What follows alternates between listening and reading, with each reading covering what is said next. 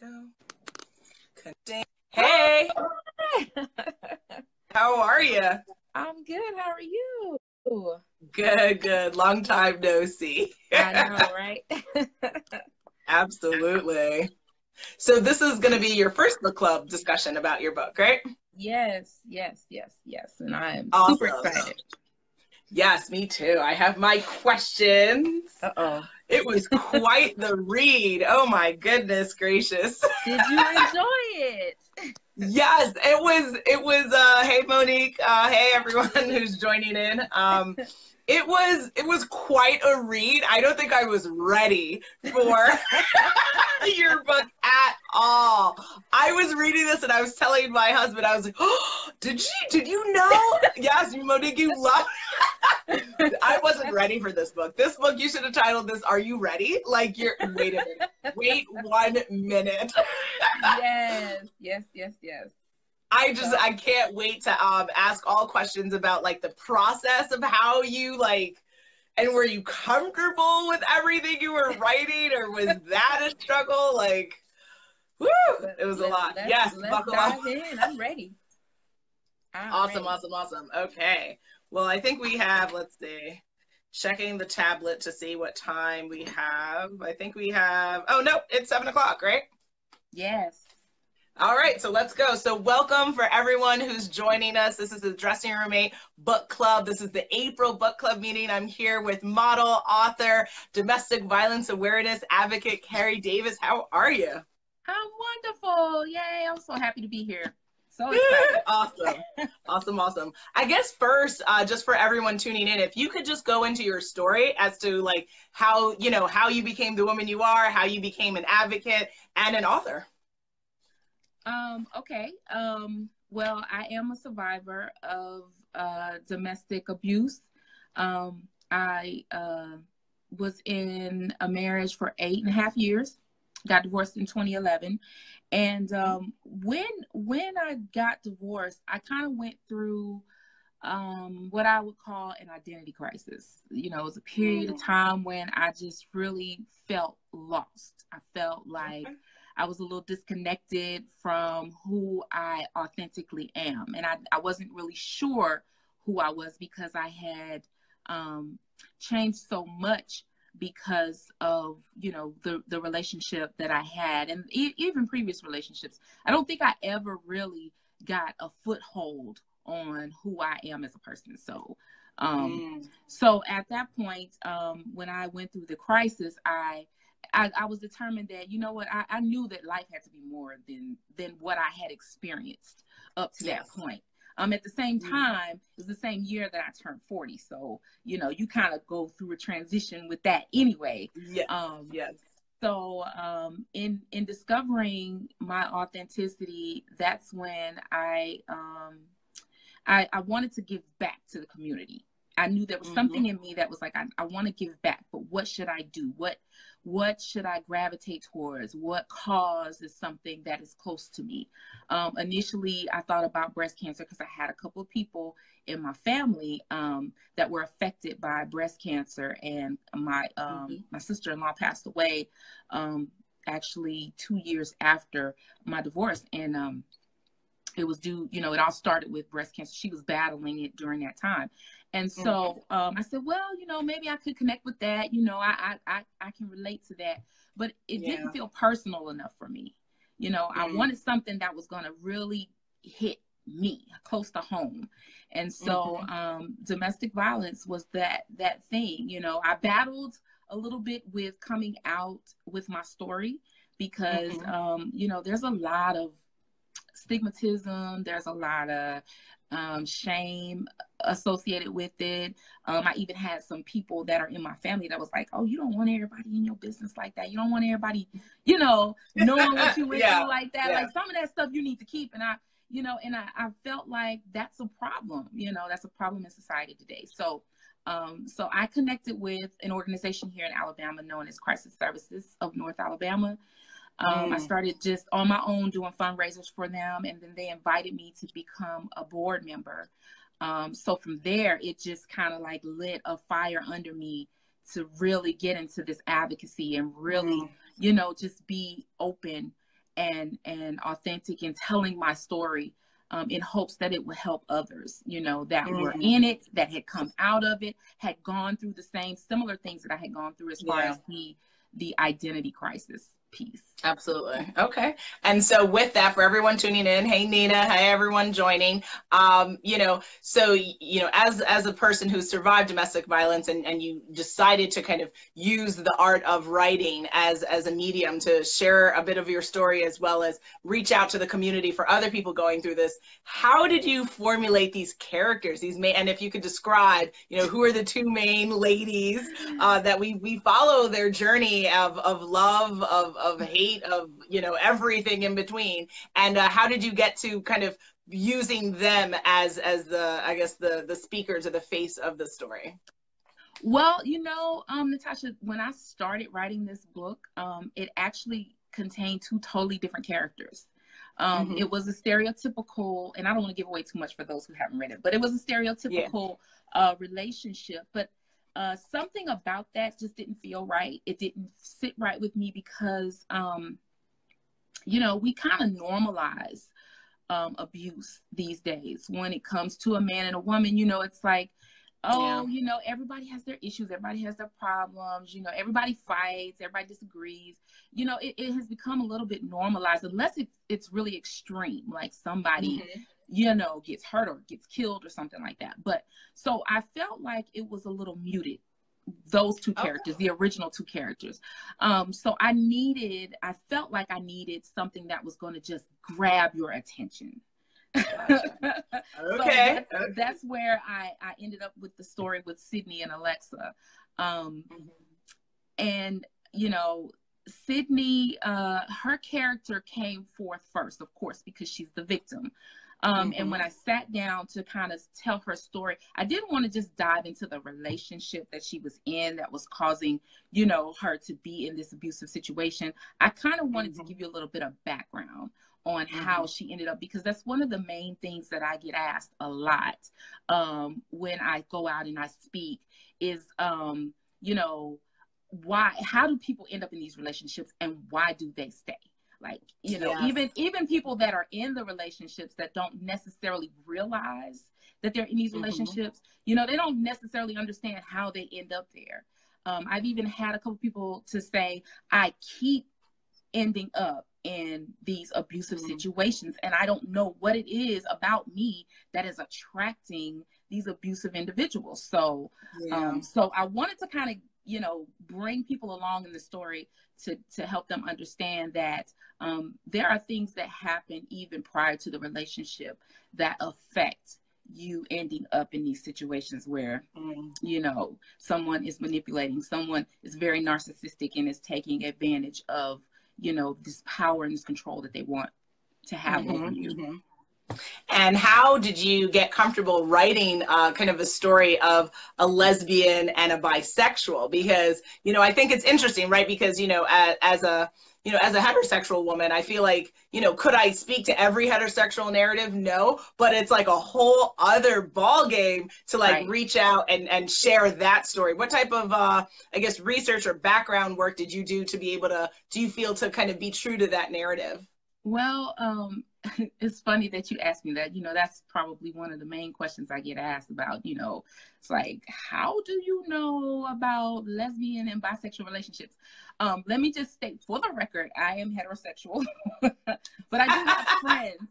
I do have friends that are bisexual, and I literally just reached out, you know, and I had a couple of conversations with them, and I was like, listen, I'm writing a book, and my main characters in this book, one is a lesbian and one is bisexual, and I need to understand the nature of this relationship. You know, I don't fully understand it, you know, so I just, and they were very accommodating and answered all of my questions.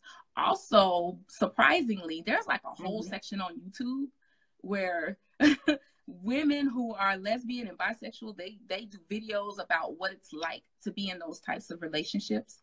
So I actually just literally typed it in the search box in YouTube, and I listened to their stories, and I listened to their narratives of, you know, what it's like to be involved. And I even went so far as to find out what it's like sexually in their intimacy to have those types of connections, because I was clueless. But what I found, what I found is that it is very similar to a heterosexual relationship. I mean, there's not a whole lot of difference. The biggest thing is that what I was told is that their relationships are very emotional. You know, women tend to be emotional beings anyway. So when you have two individuals who are emotionally connected in that way, it's very intense. That's what, you know, I was told. Whereas when you have a man and a woman, you know, men are most oftentimes very physical versus emotional. So there's that balance. And I shouldn't say balance as if it's not balanced any other way. There's no, I'm not saying one way or the other what anything should be, but I'm just saying it's a statement of fact that there's a different connection there. So with that being said, it gave me some insight into the intensity of how these relationships develop. And even my friend, she even called it like U-Haul relationships, where, you know, they just connect and they just can't be away from each other, and they immediately move in with each other. And, you know, the relationship is just really, really intense versus being, you know, with a man where, you know, the relationship just kind of develops differently. Interesting. Yeah. And did you do any research to see what are actually the stats for heterosexual domestic violence abuse rates versus homosexual or bisexual relationships, and how abuse is a fact, you know, kind of comparative to heterosexual relationships? Yeah, I didn't do any research on that because the way the statistics usually show up, and that's a very defined piece of research that you're asking me about, but what usually comes up is how many women and how many men, and it's 1 in 3 women and 1 in 4 men who experience violence at the hand of a partner at some point in their life. So and that's just of reported cases, you know. A lot of people don't report, you know, so I tend to want to believe that it's actually you know, could easily be 1 to 2, you know, or 1 to 1, you know. So I can name 10 people that I know personally who've had an experience with domestic violence, whether they reported it or not. They have shared with me, you know, just off the top of my head. There's people in my family that I didn't even know until I wrote this book that had gone through this experience. So Okay. Yeah. And what was the writing of this book? You know, I love for anyone listening who might be interested in writing a book, or, you know, kind of following down this path. What was that like? How long did it take you to write the book? What were some of the challenges that you dealt with when writing this? Yeah, it took me a year to complete the manuscript. A lot of that, which I'm told that's pretty much a standard time frame, but a lot of that was periods of time when I actually did have to stop writing because it was very emotional for me. It was very emotional. You know, I when I write, I'm in the story, you know, it's like it's happening right there in front of me. And so I connect with the emotional response. I connect with the physical response, you know, and so that can be draining. It can be very draining, very taxing. And so there were times when I would stop writing for like 3 or 4 weeks. I just had to put it down. I didn't want it to feel rushed. I wanted it to be very raw and very authentic. I went through a period of time where I struggled. It was probably in the first 3 months when I started writing. I struggled with a lot of things because I am a Christian. And so I was feeling very convicted about a lot of the language and a lot of the things that were happening. So I literally at one point had to just kind of set it aside, and I really had to pray. I was like, God, you know, the saints ain't gonna like this, you know. they are not gonna like this at all, you know. I started thinking about who might read this, you know. I was like, what if my pastor reads this, or what if my mama reads this, you know. It's like they gonna think Kerri has lost her mind. Oh, you know? No. She's gone off the deep end. So yeah, I did. I had to put it aside for a minute, and I had to really pray and search within myself. You know, am I married to this? Like, do I really? Am I convicted enough that I want to put this out there for the world to see? And you know, I feel God spoke to me and said, "This is what I need from you. You know, you have the capacity to do this, and I need for people to see it as it is and not sugarcoat it anymore." You know, it was like, people will be offended by this book, and they should be. So, so that was my answer. I kept writing after that, you know. Gotcha. Okay. Well, did you feel the colorful language like it was necessary, or is that like kind of what was naturally just kind of flowing out of you as you were thinking between the characters? Like, she would have to drop the F-bomb, she would have to say, you know, like. Well, it's not what naturally flows out of me, but I felt it was necessary because it was a part of my experience. Now that I would say was a part of my experience. You know, a lot of times when these arguments take place, when it reaches the height of violence and abuse, you know, there's no, oh, you hurt my feelings, or, you know, things like that. It's like they dropping the F-bomb. They, you know, it's happening like that in real time. And people who have experienced this can relate to that. That's the other piece too. It's like, you know, I wanted those who have gone through this type of experience, when they read it, I didn't want them to feel like, oh, that's not real. That's not real. That wouldn't really happen like that. He wouldn't have calmed down. She wouldn't have calmed down that fast. There's no way, you know, because I've been in that situation and it never turns out. So I wanted it to feel authentic, and I needed that rawness to come out. Yeah. Okay. Now, in the book, you kind of give good backstory as to how Sydney, you know, the type of abuse, you know, I don't want to give off too much. If you guys want the full details, you got to buy her book. It's on Amazon, and we'll talk about that at the end. But, you know, there's certain abuses that Sydney deals with. And do you feel like that's a common narrative for people who end up in domestic violence relationships, that, you know, there's certain trauma that leads to either certain mindset issues or certain types of tendencies to then allow them to end up in those situations? Yeah.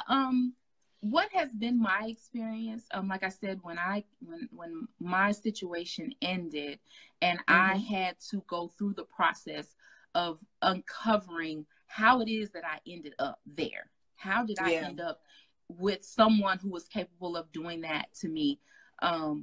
And even since then, in connecting with other people who have been in those situations, what I have found is that there was a trauma, usually in the childhood, and even to the degree where it may not seem like it was a trauma at the time, or you may have convinced yourself that it really wasn't that big a deal. You know, that hurt my feelings, but it wasn't that big deal. But actually, it cut deeper than you thought.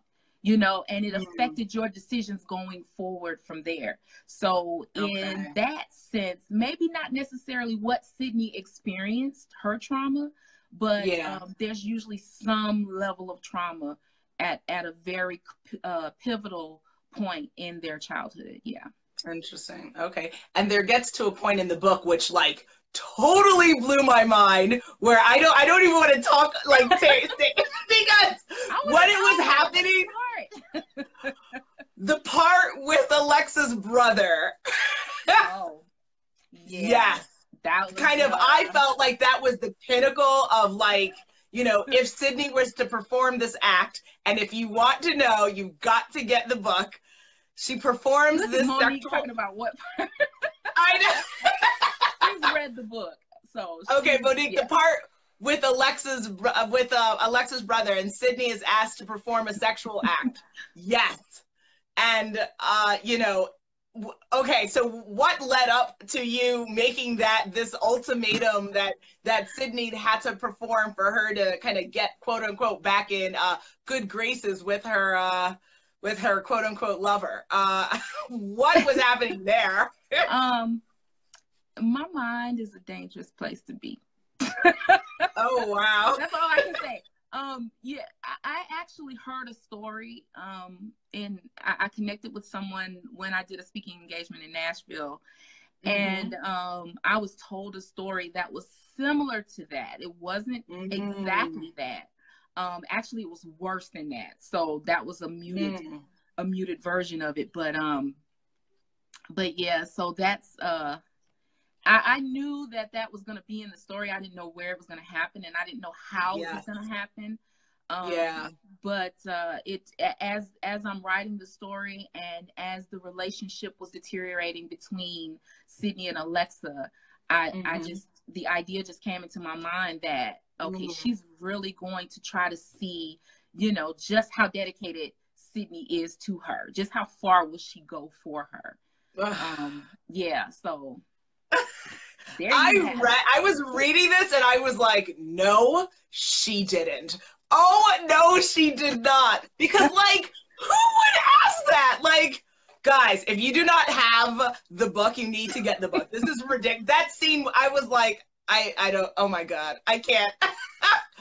Because I knew that after, reading that, and I knew that was probably like the climax, right? Of like, something was gonna have to break then, because you can't, how can you live with yourself, right? Like, how could you, it was. So now also the scene where, where she finally asks for help. Sydney finally says, I cannot do this anymore. How does that compare to your story or other women's stories of just like, I can't anymore? Well, and that piece does not compare to my story at all. Honestly, and I think we talked about this before. I never got to a place to where I was like, okay, I can't do this anymore. It literally was someone asking me, do you believe that this man is God's best for you? And it was like, when I came to the realization, and I knew beyond a shadow of a doubt, no, it's not possible that this is God's best for me, and when it came to that place, it's like, okay, now that you know that, you've said it, now that you know that, what are you going to do about it?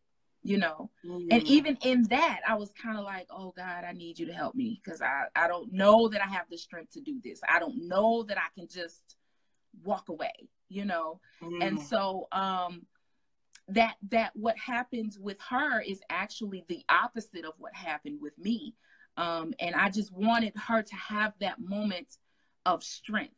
And even in her moment of strength, there was a little bit of weakness, if you remember. She still was kind of like, oh God, do I want to do this? That is actually something that I experienced, that came from personal feelings and emotions, is that, even after I declared, divorce is it, this is it, there were questions in my mind. Do I really want to do this? Do I want to, do I just want to end this here? Is there not anything else that can be done? So that came from a very personal place. But then, as she finally was able to make that decision, and it was still, as bad as it was still heartbreaking for her, Absolutely. Okay. So, and then also the title, how did you, Beyond Existence, the Purple Passage, what went into how you came to that? And then also, if you could talk a little bit about the Purple Passage, because this is one of many, right, in the series. Yes. I decided that the Purple Passage would be the title of the series. The Purple Passage actually was born in my pageantry days, because when I was in the Miss Plus America pageant system, I had to come up with a platform that I would, advocate for. And so they said, connect with a organization that's a nonprofit organization that has a cause, that gives back to a cause, but they wanted a unique title.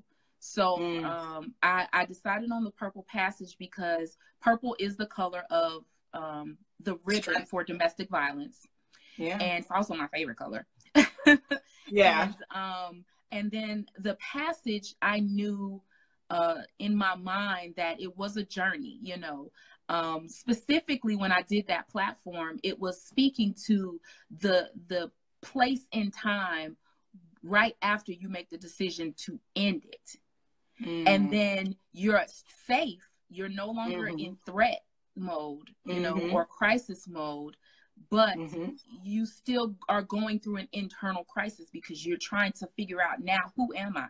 You know, what is my life supposed to be like? What should I be focused on? You know, and how do I keep myself from ending up in another situation just like this? So that was, to me, that's a passageway that you go from that low point to the place of purpose in your life. So that's how I came up with that. But Beyond Existence came about because I felt like, you know, in my relationship, I was existing, just existing.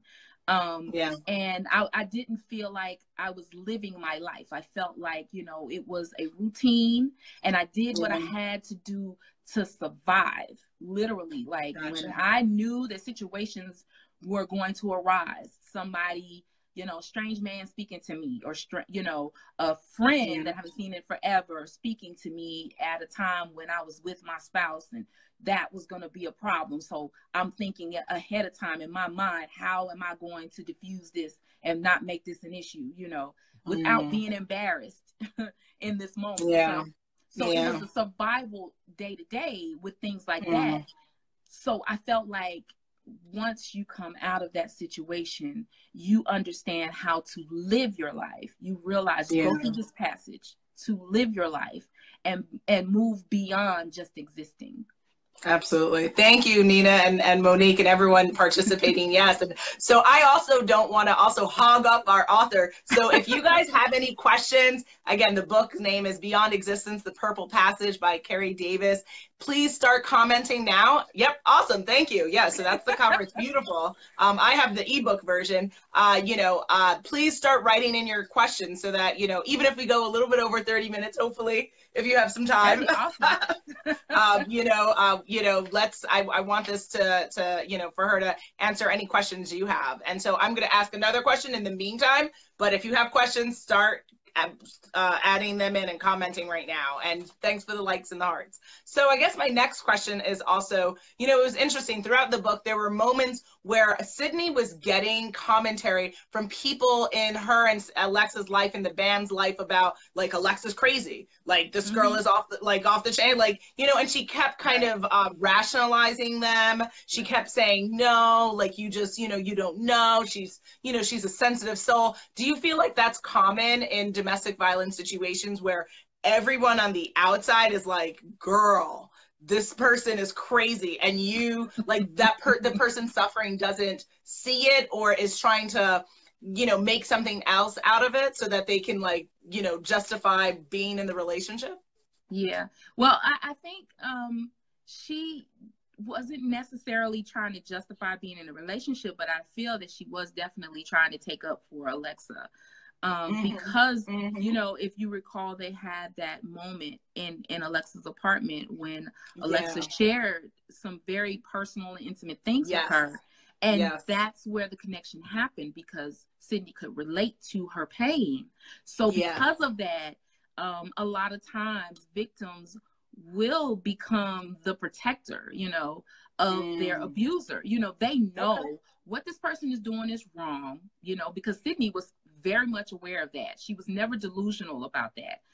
She knew that Alexa was a little off her rocker, even when she first met her. You know, she was like, this chick, okay. It's different, you know, but when she heard her story, that was when, you know, everything changed for her. She was like, oh my gosh, we have so much in common. I understand. Nobody stood up for me. I'm going to stand up for you. Yeah, absolutely. Now, do you feel like in those situations, like, the abuser has those stories of, like, well, this horrible thing happened to me, and so this kind of is not like guilt, but it's like when they're telling the person that they're about to control and abuse, that it's like that's what they'll be able to hold over them? Or is that, you know, just everyone's kind of broken and you know, we just have to mend our wounds together?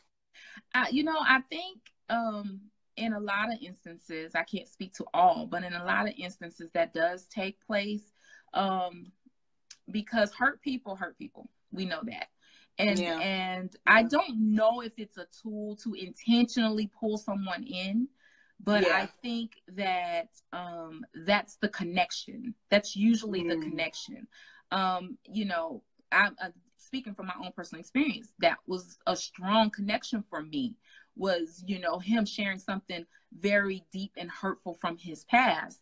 And so, you know, I connected with him on the disconnection of a relationship that he had, because I had that same severed relationship from my family. So yeah, so I think that that's very common in a lot of these relationships. Interesting. Okay. Yeah. Now, are there okay. So Nina says, I have a comment to relate to your story. Okay, everything's on point. Yeah, so Nina also is a domestic violence awareness advocate. She also, you know, has a narrative and story that she has shared and spoken about as well. And so thank you again for tuning in. And for everyone tuning in, make sure you're sharing this with your friends and family. Make sure this video goes viral. That's right. Oprah. Yes, Oprah, we're coming for you, baby. You know, I guess, are there things that you want to know from your readers, or from people getting the book, so that you get, you know, if you have any questions as well, that people should be thinking about and maybe can write to you their answers for the next book? And also, what is the next book? Ooh. You're getting all the juicy stuff, huh? Yes. Let's see. What I would have for people that are reading the book is, I think I'm curious to know if there are other pieces that are not, you know, so obvious, that may speak to situations that you're aware of, or, you know, that you've experienced yourself. The reason I say that is because I had a coworker of mine who read the book, who tapped into a piece of Alexa's story, and her granddaughter is experiencing it. The situation with with Alexa's parents. If you recall, I'm not going to say what it is, because I know there's some people who may not see it. Yeah, everyone's got to get the book. Get the book. It's on JustAroommate.com. It's on Amazon. Get the book. So she was really, she really connected with that, because her granddaughter is experiencing that with her parents. And so, you know, when she brought that to my attention, I was like, you know, that was a piece of a bigger story that I was trying to convey, but it made me wonder how many other little elements are in there that people are connecting with, that I, you know, kind of put in there just to fill the story, have a full story, but really they can relate to, you know. Okay, so just to reiterate, if everyone tuning in, if you have other pieces of the puzzle that you felt that you would want to know more about in the book, you've got to hit Kerri up. And so this is also a perfect time. What is the best way for people to get in touch with you, to share their thoughts about the book, and share questions and thoughts that they have? Facebook, of course, naturally is a great place for you to communicate with me. You can hit me up in my inbox. My Facebook page is Miss MS Kerri, Kerri Davis.com. Hit me up, friend me. I accept friend requests. So inbox me if you have questions, or if you want to just share something that you've experienced yourself or someone you know. If you need information, you know, I'm available for whatever. If you just want to talk, you know, I'm here for that as well. You know, kind of bounce some things off, whether it's an experience that you're going through, or you're writing a book, or, you know, I definitely love to connect and mix and mingle and network with people. Beautiful. Yeah. Okay. And I'm not going to let you off the hook. What's next, Mama? I just you go forget that. Yes. Well, I am 21 chapters into book 2. Wow, that's awesome. 21 chapters into book 2. For those of you who don't know, there are 41 chapters in Beyond Existence. 20. Yes. It was big. So 21 is about halfway. I'm trying to be consistent with that. I'm trying to have 41 chapters in every book. 41 is an important number for me, because 40, spiritually speaking, is the number of probation. It's a time when you go through a trial. And I always have to add that 1, because I need people to understand that you can come out of it. You know, it's not, you're not stuck in that thing. So I'm trying to be consistent with that 41 chapters. But yeah, book 2, Very different story. It is not a follow-up of book one. Completely Oh, wow. different situation. And it's going to hit very hard in the church. So, Oh, really? Mm. yeah. Well, you definitely, you came for some folks in the community in this book. So if this is a harder hit, oh my. It's a direct hit. It's a direct hit. Woo! Yeah. Okay. Okay. Yeah. And is this launching 2019? Oh, Natasha. Oh, the pressure. You know, my initial plan was for it to launch in 2019. However, the way my creativity works, I have to allow it to develop organically, I guess I'll say. Mm-hmm. I have to allow it to develop organically. And I don't want to miss opportunities with Beyond Existence. I feel like, you know, a lot of people have read the book, and a lot of people, when they finished the book, the first thing they said was, okay, when's book 2 coming? I'm ready for book 2. Yeah. Come on, you got to finish. You know, I feel you and I understand you, but you are going to have to wait. Because I want to do due diligence with Beyond Existence while writing. Oh, I almost told you. Wow. I guess, okay, I'm gonna tell you. Okay. The title of book 2 is Hopeless Devotion. So I'm writing Hopeless Devotion, and I'm writing book 3 as well. I'm 4 chapters into book 3. So wow. So, yeah, it's a lot on my plate, but these are stories that really need to be told, and they need to be told in the context of what I'm saying, how I'm saying it. It's very important. I'm not just out here dropping F-bombs because it's cool to do, because that's the thing to do. You know, it's very important. It's very essential. You know. Yeah. So there won't be as many F-bombs in book 2, but okay, all right. So yeah, we have some people who've commented. They say that they're interested in book number 2. So yes. Start the press tour about it. Get people interested. But I think that, you know, if anyone else has any other comments, now's the time, because, you know, she's very busy. She's got book number 2, number 3 to work on. So with that, I guess just the last question before we go again, and so for you to give your details again, but just like, you know, what's your PSA if no one's ever picked up the book and they see it, what are they going to take away from Beyond Existence, The Purple Passage? What is the takeaway?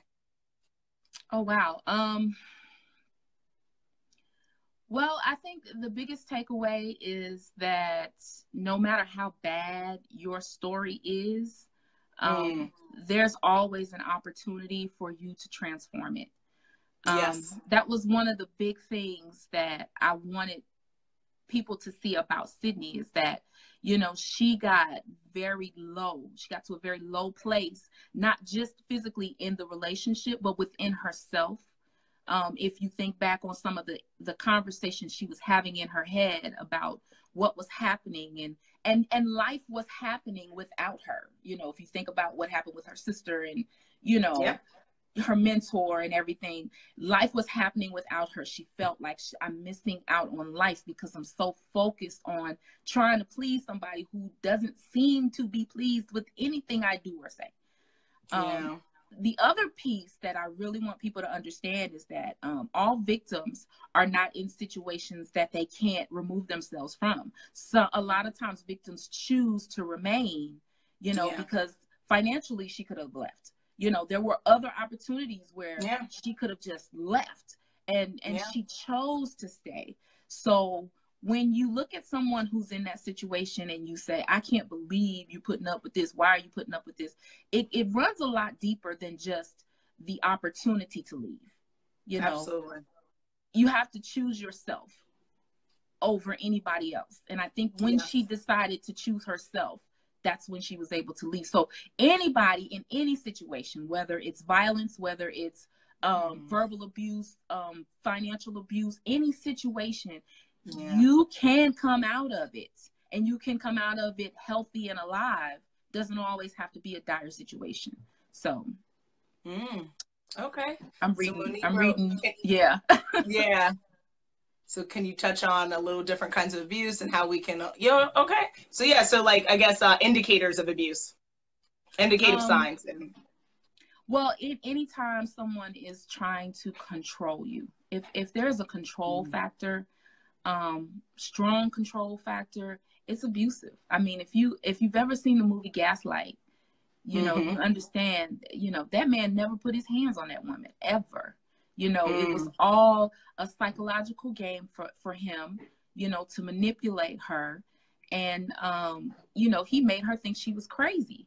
And then there's, you know, like I said, financial abuse. You know, when you go out and you work every day, you know, yet you don't have any control over your finances at all, you know, because of a threat. Not, you know, there's situations where, you know, your money may be spent before you make it. I've been in that situation by myself. So I'm not talking about that, but if you're in a situation where, you know, you got a partner that's taking you to the ATM and saying, give me $150 out of your account right now, you know, threatening you with violence, then that's abuse. Anytime you have someone stalking you, you have someone threatening you for any reason, you know, all of those situations fall under abuse. And so if someone just says to you, you know, I should choke you right now, you know, for whatever reason, you know, people disagree. It should never get to the threat of violence or violence itself. So those are all abusive indicators. And if you don't feel safe, you know, if you are worried about time getting away, if you're worried about people coming around, if you any of those things, you need to evaluate, why do I feel this way? You know? Absolutely. Yes. Lord knows we could talk a lot about this, and I'm so grateful that you wrote about it, and you've written it in a way where, you know, you've kind of taken the sting off, right? Because I think sometimes maybe it might be too harsh to take the subject and be like, you know, case study 1, or like, you know, you know, like real life stories, but you've kind of put it in a fictional narrative where people can kind of go along in the journey and they can see, wow, like this is really crazy. Wow, you know, and then start to think about, well, what's going on in my life that is making me say, wow, right? What's going on in my life that sounds so similar to this, as if you're reading your own book. So thank you for writing this. Again, Miss Kerri Davis, she's a model, she's an author, she's a domestic violence awareness advocate. Again, how can people get in touch with you? And thank you, Nina, for joining. I know you had to leave. People can get in touch with me, like I said, on Facebook. I also have a website, which is www.mskerri.davis.com. My email address is kldaviswrites, WRITES, @gmail.com. Any of those ways, I'll reach out. I will respond. I do respond. Yes. She does. Yes. She always does. Absolutely. Well, thank you, Kerri, for joining the book club. This is the first one where we've had an author join, so I'm really honored and really excited. And thank you for, having me read the book and share it with our community. I think that it's a hell of a book. A hell of a book. Thank you. Yes. You put everything in that, and I can't wait for book number 2, 3, and the entire series. And just, you know, I applaud you for being successful. I applaud you for being so honest and being so open. You know, more people need to do what you're doing, because it's helping us learn more about ourselves, learn how we can get out of situations, and to read more. I'm on a mission to make people read more. Yes. And you know, this is definitely the book to read. If you're looking for a good read, pick it up. Can you show the book cover again? Absolutely. Look at that beautiful cover, right? So yep, get the book. It's on Amazon. You can find it on dressingroommate.com. I have it in my recommendeds page. It's also for today. It's also on the side, on the homepage. So get the book, buy the book for a friend, share it, and just thank you so much, Kerri. Absolutely, my pleasure. Thank you. All right, thank you. Absolutely. Have a good night. Okay, you too. Bye. Bye-bye.